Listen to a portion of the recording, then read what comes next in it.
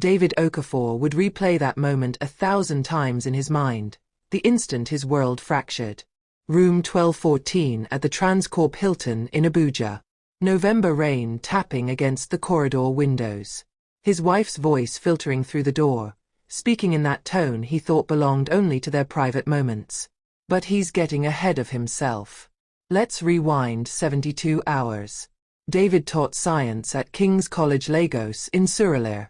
32 years old, earning 7.2 million Nigerian nairas annually, passionate about his students. His wife Gloria worked as a senior marketing director for Digital Hub Solutions, pulling in 13 million Nigerian nairas. Their marriage seemed unshakable. 5 solid years. Gloria traveled frequently. Conference season, she'd explain, packing her designer luggage. David never questioned it. Why would he? They were partners. They trusted each other.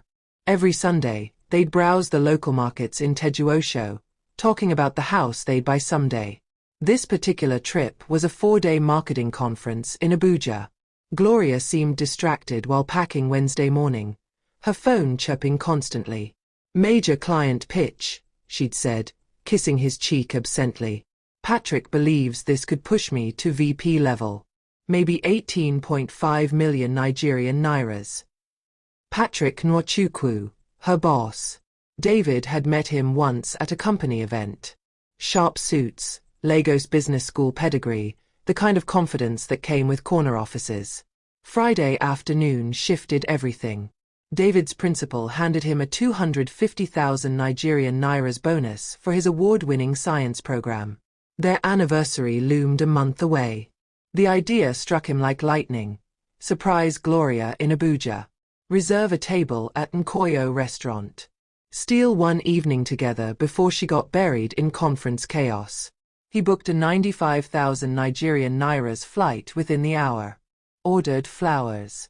Made the dinner reservation. The plan felt perfect. Romantic. Spontaneous. He had no idea he was booking a front-row seat to his marriage's execution. The Uber deposited David at the Transcorp Hilton just after 7:30 p.m. Excitement hummed through his veins as he pushed through the revolving doors into the marble lobby.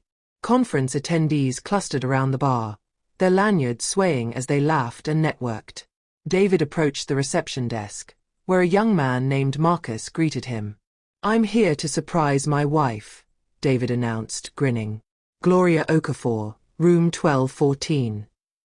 Marcus's fingers paused over his keyboard. His professional smile wavered. He glanced at the screen, then back at David, discomfort flickering across his features. "Sir, there's a second guest registered to that room." The words didn't register immediately. David's mind supplied a reasonable explanation. Probably a colleague. You know how corporate budgets work. Room sharing is standard practice. Marcus nodded slowly, though his eyes told a different story.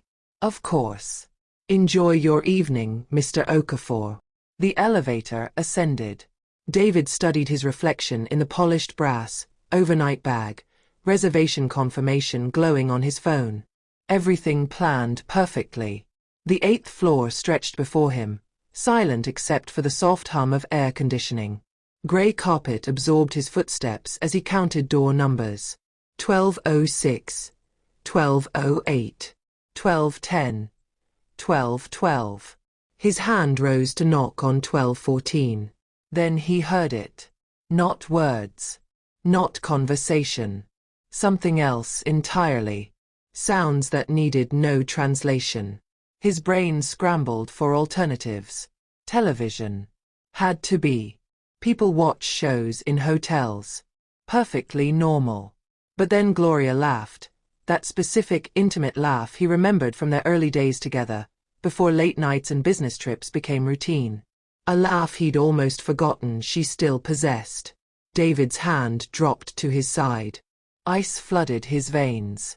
Time became elastic. Seconds stretched into eternities. His heartbeat thundered in his ears. Sweat beaded on his forehead despite the cool air. "Leave," his mind screamed. But his feet remained rooted. Break down the door, his heart demanded. But his hands trembled too violently.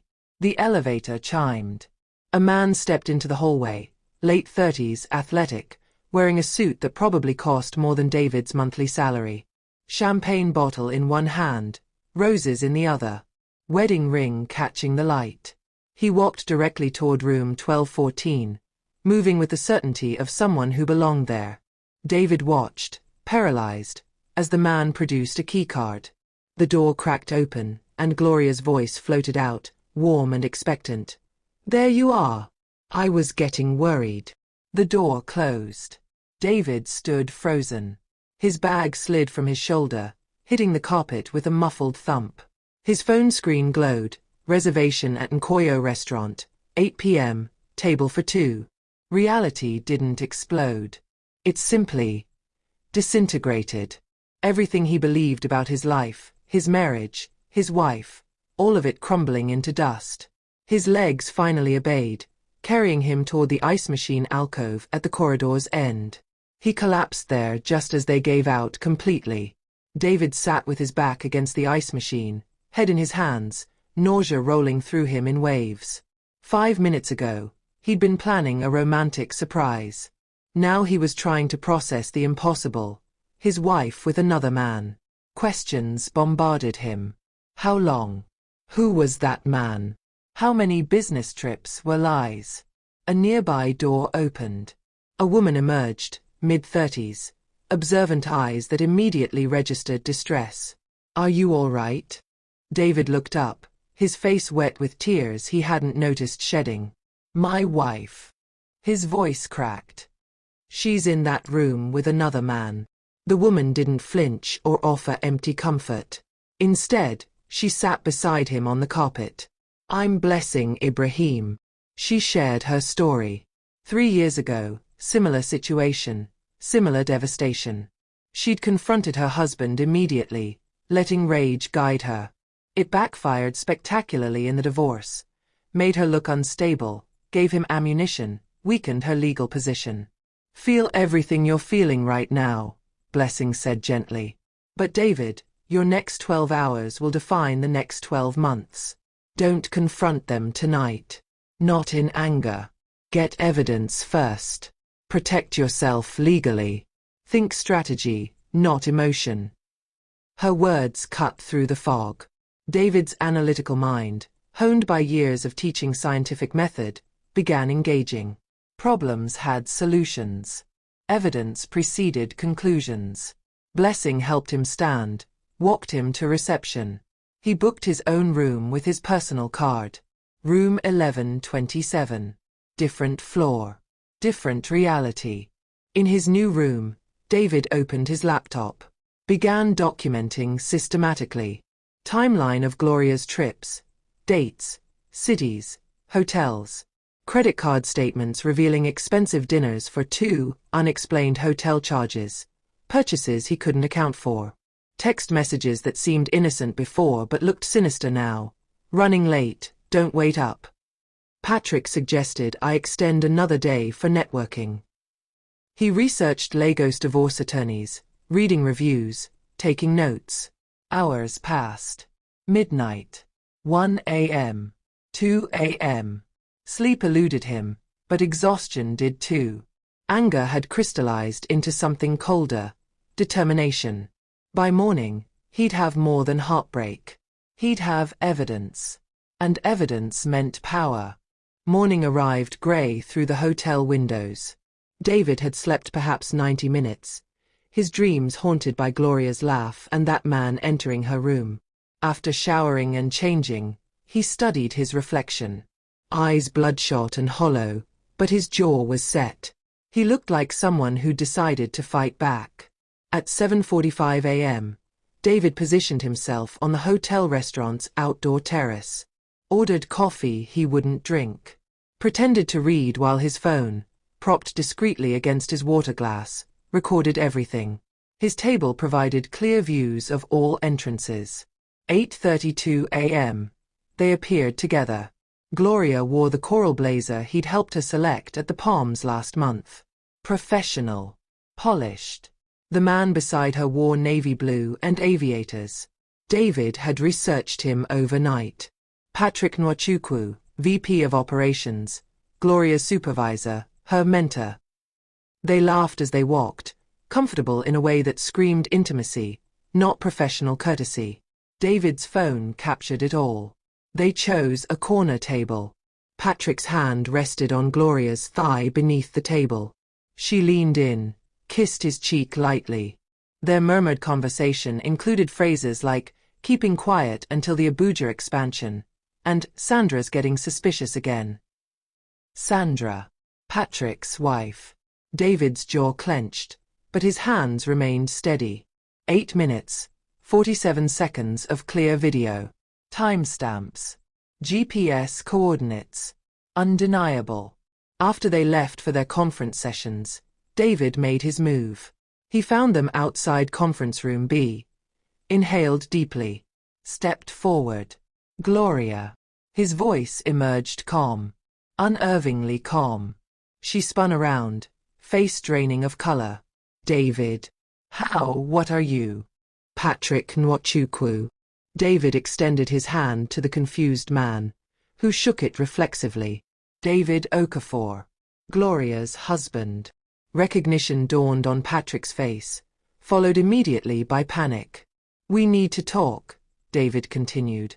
All three of us. Room 1214 last night. Documented. This morning's breakfast. Recorded. He displayed the video thumbnail on his phone. I'm filing for divorce Monday. Adultery with irrefutable evidence. Patrick, your wife Sandra receives copies of everything. Digital Hub Corporate receives a detailed complaint about a VP exploiting his position with a subordinate.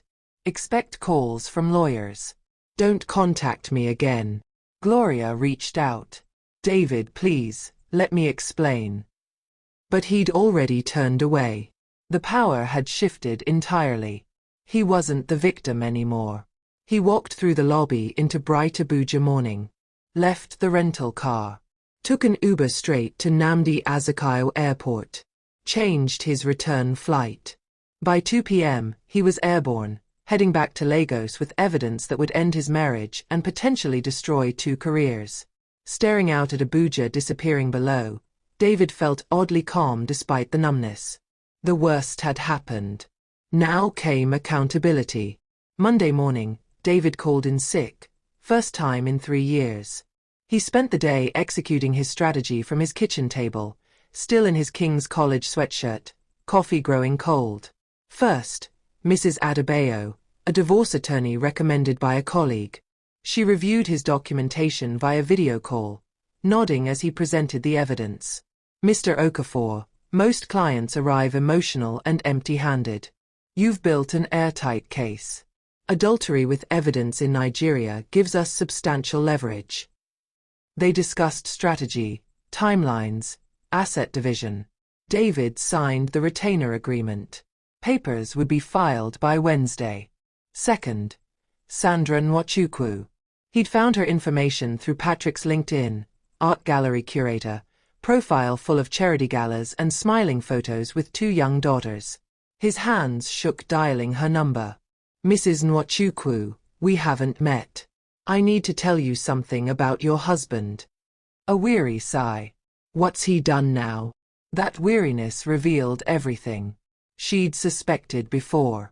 Patrick had explained it away, made her feel paranoid. But when David shared the video evidence, her denial shattered. They talked for over an hour. Sandra revealed the pattern: inappropriate attention to female employees, mentorship that crossed lines, unexplained late nights, mysterious expenses. She'd thought couples therapy had fixed things after the last situation 2 years ago.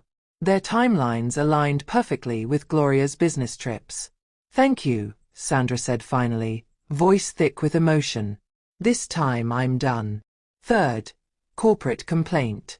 David logged into Digital Hub's ethics portal, filed a detailed report. Patrick Nwachukwu, VP, engaged in sexual relationship with direct report Gloria Okafor. Power dynamics abuse. Pattern behavior suspected. Documentation attached. Within 48 hours, confirmation arrived. Complaint received. Investigation initiated. Legal and HR involved. Corporate counsel Michael Okeke called personally. "We take these allegations seriously, Mr. Okafor. Given the power differential and your evidence, we're launching an immediate investigation." A pause. "Have you heard of other situations involving Mr. Nwachukwu?" David hadn't. But that question told him everything. Digital Hub already suspected Patrick. Sitting in his silent apartment afterward, Gloria's coffee mug still in the sink, her shoes by the door, David realized this had become bigger than personal betrayal. He'd pulled a thread. Now he'd keep pulling until the entire system unraveled. Digital Hub's investigation moved rapidly. Their legal team, aware of liability risks, brought in external investigators specializing in workplace misconduct. They interviewed current and former employees, following threads David's complaint exposed. Within a week, they found Amoka Johnson. Amoka had left Digital Hub 18 months prior under mutual separation, code for paid silence. She'd been a junior coordinator, 26, ambitious. Patrick became her supervisor. It started professionally. Mentorship, guidance, lunches. Then it turned personal. He told her she had exceptional potential if she understood how things worked. Pressure followed. After-work drinks. Dinners that felt like dates. Direct propositions with implied promotion promises. When Amoka refused, Patrick turned vindictive. Suddenly she got poor reviews. Prime projects went to others. Colleagues treated her differently. She later learned Patrick had spread rumors about her instability. Cornered, she'd accepted the settlement. 5.6 million Nigerian nairas. NDA. Neutral reference. Quiet exit. She'd thought she was alone, that nobody would believe her against a VP. David's complaint gave her permission to finally speak. He and Sandra, now reluctant allies, connected Amoka with attorneys specializing in invalidating harassment-related NDAs. As her story emerged in depositions, 2 more women contacted the investigators. Funmi Williams. 3 years ago. Identical pattern. Mentorship. Pressure. Resistance. Retaliation. Settlement. 4.7 million Nigerian nairas and an NDA. Zainab Hossan. 5 years ago, when Patrick was a director. Same script. 3.7 million Nigerian nairas. Forced resignation. Each woman had thought she was alone. Each had been silenced. Each had been told speaking out would destroy her career. The pattern was undeniable. Systematic. Calculated. Patrick Nwachukwu had been doing this for at least 6 years, possibly longer. Digital Hub had been paying settlements, enforcing NDAs, protecting their VP while silencing victims. David met Amoka via Zoom. She was rebuilding her career at a competitor, confidence slowly returning. "He made me feel crazy," she said through tears. "Like I'd invited it, misread everything. Like it was my fault." She wiped her eyes. "Thank you for speaking up. You gave me back my voice when I thought it was gone forever." David understood then that his discovery in that Abuja hotel room wasn't just about his marriage. It was about a predatory pattern protected by corporate power, enabled by silence, perpetuated by fear. This wasn't revenge. This was accountability.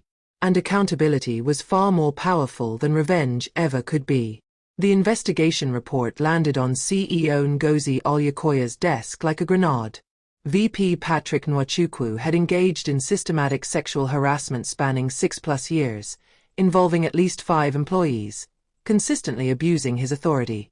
The company had paid 14 million Nigerian nairas in settlements to silence victims through NDAs.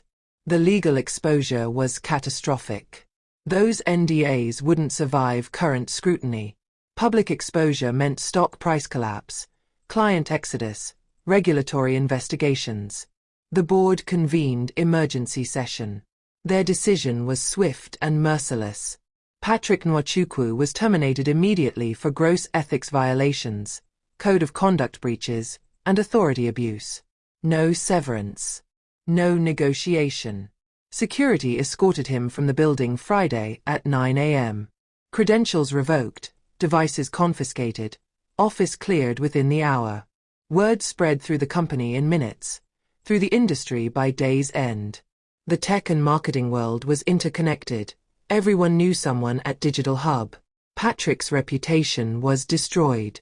He was effectively blacklisted from VP roles at any reputable firm. Gloria faced her own consequences.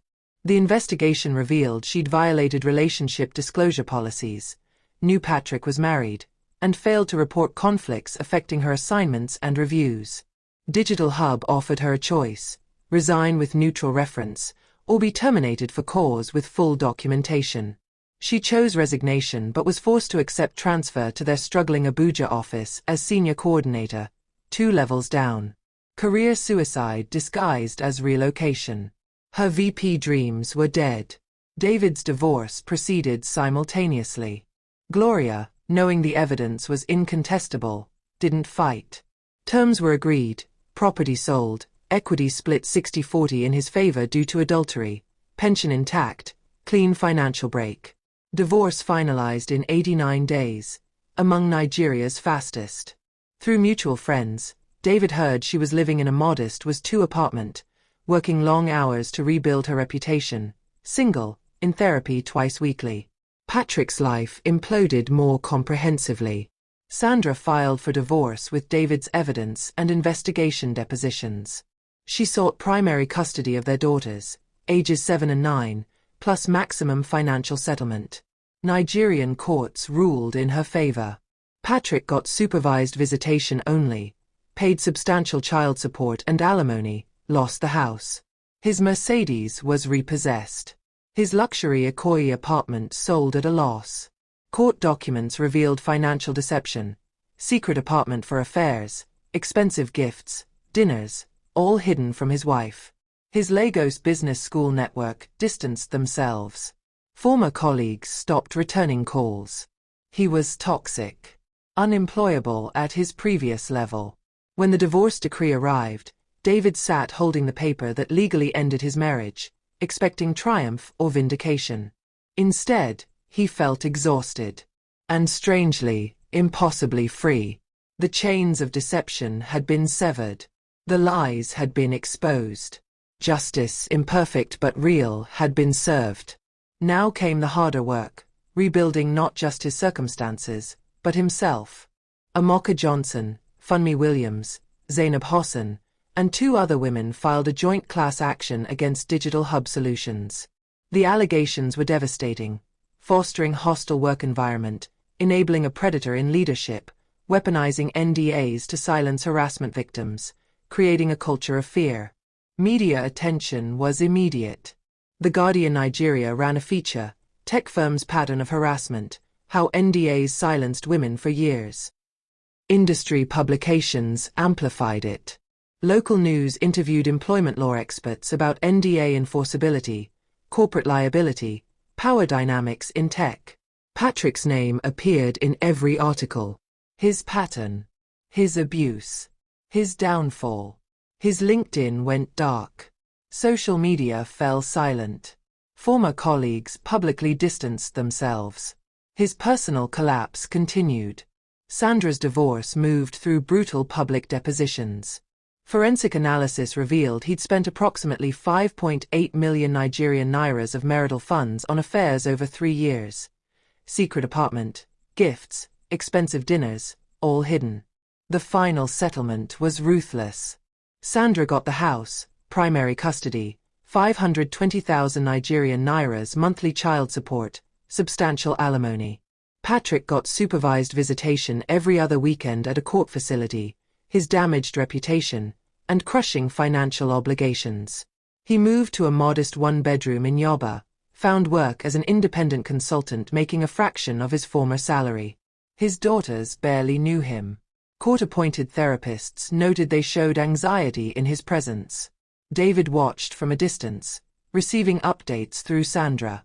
Learning about Patrick's fall, from 22.9 million Nigerian nairas VP to 7.4 million Nigerian nairas contractor, from luxury lifestyle to modest apartment, from father to supervised visitor.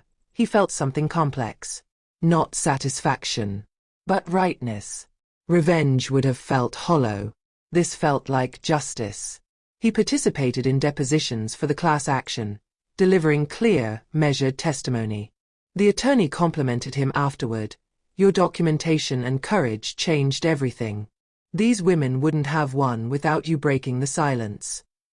The lawsuit eventually settled. Digital Hub agreed to pay 470 million Nigerian nairas to the 5 women, with Amoka receiving the largest share.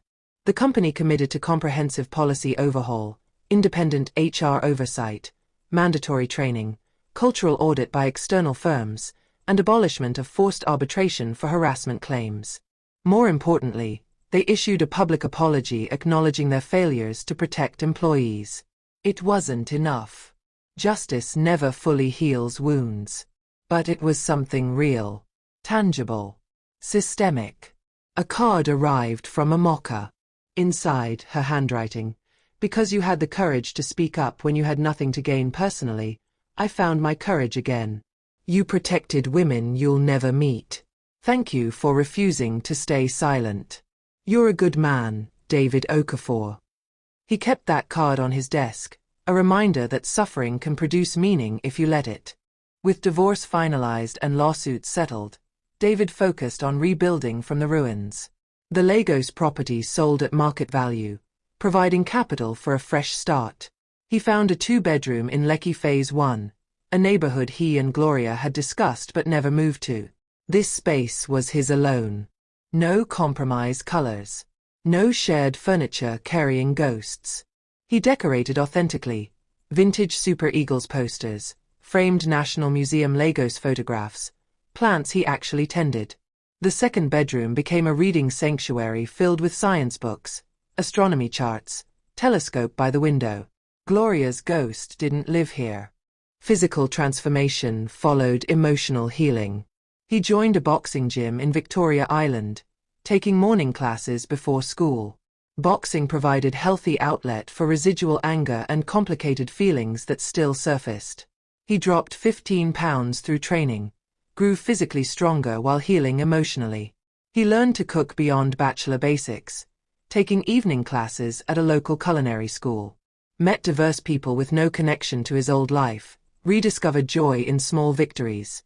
Perfectly seasoned jollof rice, properly grilled suya. His teaching evolved. Students noticed the change. More present, more patient, somehow more authentic. He created a curriculum unit on scientific ethics and moral decision-making. Parent-teacher conferences revealed the impact. My daughter says Mr. Okafor changed her perspective on what strength means. Therapy continued weekly with Dr. Linda Okoro, a brilliant psychologist specializing in trauma recovery. She helped him process complexity, grief for the marriage lost, anger at betrayal, fear of future vulnerability, anxiety about trusting again. Trust isn't something you give blindly or withhold completely, Dr. Okoro told him during one session. It's something people earn through consistent demonstration of character. You can be wisely cautious without being permanently closed. After 8 months, David cautiously re-entered dating. Coffee dates through apps, honest conversations about his past without oversharing. He met Jennifer Adamu, a child psychologist, through a mutual friend at a school fundraiser. 33, warm, direct, appreciating that he'd done the work on himself. Their relationship developed slowly. Coffee became dinners, dinners became weekend visits to Lekki Conservation Center, visits became genuine partnership built on actual communication and earned trust. Jennifer knew his story, respected his journey, didn't try to fix him or rush his healing. I don't need you to be over it, she told him during a vulnerable late-night conversation. I need you to be honest about where you are. One Sunday, David hosted dinner. New friends, teaching colleagues, Jennifer, Sandra. Laughter filled his space. People who knew his story but didn't define him by it. Looking around the table, he realized, this was rebuilding. Not erasing the past, but creating a new present where pain wasn't the only story. Late spring in Lagos, almost a year since Abuja. David sat on his balcony Saturday evening, early June, temperature perfect, city lights beginning to glow as the sun set. He was grading science projects, sipping wine Jennifer had brought from a winery they'd visited last weekend, Afrobeat playing softly. His phone buzzed. Text from a mutual friend. Thought you should know, Gloria's engaged. Guy she met in Abuja, works in non-profit. She seems different. Quieter. Says she's trying to become someone she can respect. David read it twice, waiting for the feeling to hit. Anger. Jealousy. Betrayal redux. Nothing. Maybe slight curiosity, mostly indifference. He genuinely hoped she was doing the work, becoming a better person. But it didn't affect him anymore. She was a closed chapter. He texted back. Good for her. Everyone deserves a chance to grow. Another text from Sandra. Update on Patrick if you want it. Working as contractor, makes maybe 7.4 million Nigerian nairas now. Small apartment. Sees girls twice a month supervised. Chioma doesn't want to go anymore. I'm thriving, back in school, dating someone healthy. David sent a thumbs up. Patrick's complete fall, from high-powered VP to struggling contractor, from father to supervised visitor, was done. But David felt no satisfaction in the destruction. Just neutrality. Patrick had faced natural consequences. The system had worked, slowly and imperfectly, but it had worked. Justice and accountability had coexisted. Most importantly, other women had been protected. That mattered more than any personal vindication. His phone buzzed again. Jennifer, still on for dinner at 8? Bringing surprise. He smiled, texted confirmation. Life wasn't perfect, but it was his again. Authentic. Hard won. Built on actual foundation.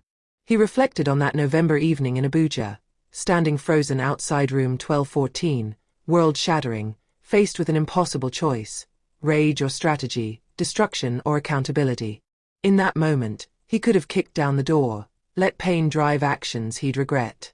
Instead, he'd chosen evidence. Strategy. Thinking beyond immediate emotion. That choice changed everything. Not just the legal outcome, but who he'd remained through the crisis. He thought about Amoka, Funmi, Zainab, women who found their voices because he spoke up. About systemic changes at Digital Hub that might protect future employees. About his students learning that integrity under pressure was possible. His pain had served a purpose beyond personal vindication. That was the real victory. Not that Patrick and Gloria suffered consequences, but that the suffering produced meaning. Protected others. Created change. Hadn't poisoned him into bitterness or closure. Dr. Okoro's words echoed. Betrayal gives you a choice. You can let it define you or refine you. Often, that choice happens in a single moment. Not the moment of betrayal, but the moment after, when you decide how to respond. David had chosen refinement. Wisdom. Accountability over revenge, strategy over emotion, healing over bitterness, growth over destruction. Jennifer arrived at 7:45, carrying a bag from his favorite Umla restaurant and a small wrapped box. Early birthday present, she explained. Inside, a vintage brass telescope compass, inscription reading, not all who wander are lost, but the wise ones bring evidence. He laughed, pulled her close. How do you always know exactly what I need? Because you do the work, she said simply. You don't hide who you are or what you've been through. That's rare. They ate dinner on the balcony, discussing her week at the clinic, his upcoming summer curriculum project, plans to visit her family in Kaduna during August break. Conversation flowed easily, punctuated by comfortable silences. This was what healthy looked like, not the absence of a difficult past, but the presence of genuine connection built on honesty. After Jennifer left around 10, David stood at the balcony railing, looking out at the Lagos skyline. Somewhere in this city, Gloria had moved on. Somewhere, Patrick faced his consequences. Somewhere, Amoka and other survivors were rebuilding, healing at their own pace. And here, in Lekki Phase 1, David Okafor, 32 years old, secondary school science teacher, betrayed husband turned survivor turned advocate, felt something he hadn't thought possible a year ago. Peace. Not happiness exactly. Not yet. But peace. Acceptance. Hard-won wisdom that betrayal doesn't have to destroy you if you don't let it. That character isn't measured by what happens to you, but by how you respond. That justice and healing can coexist. That you can be scarred and still whole. He went back inside, cleaned up dinner dishes, prepared for Sunday morning boxing class, set out materials for the school week. Ordinary activities of an ordinary evening in an extraordinary life rebuilt from ruins. The real ending wasn't dramatic confrontation or triumphant revenge. It was this, quiet evening, clean conscience, genuine connections, life moving forward. How you respond to betrayal defines who you are. You can let it make you cruel, bitter, closed. Or you can let it make you careful, wiser, stronger. The choice is always yours. David had chosen wisely. And in the end, that mattered more than any revenge ever could. Wow. So David chose strategy over emotion and justice over revenge. If this story moved you, smash that like button and subscribe to Folktales by Inaya. Drop a comment. What would you have done in David's situation? Have you ever had to choose between rage and wisdom? Your story matters. Share this video with someone who needs to hear it. Turn on notifications for more powerful stories about resilience, accountability, and the choices that define us.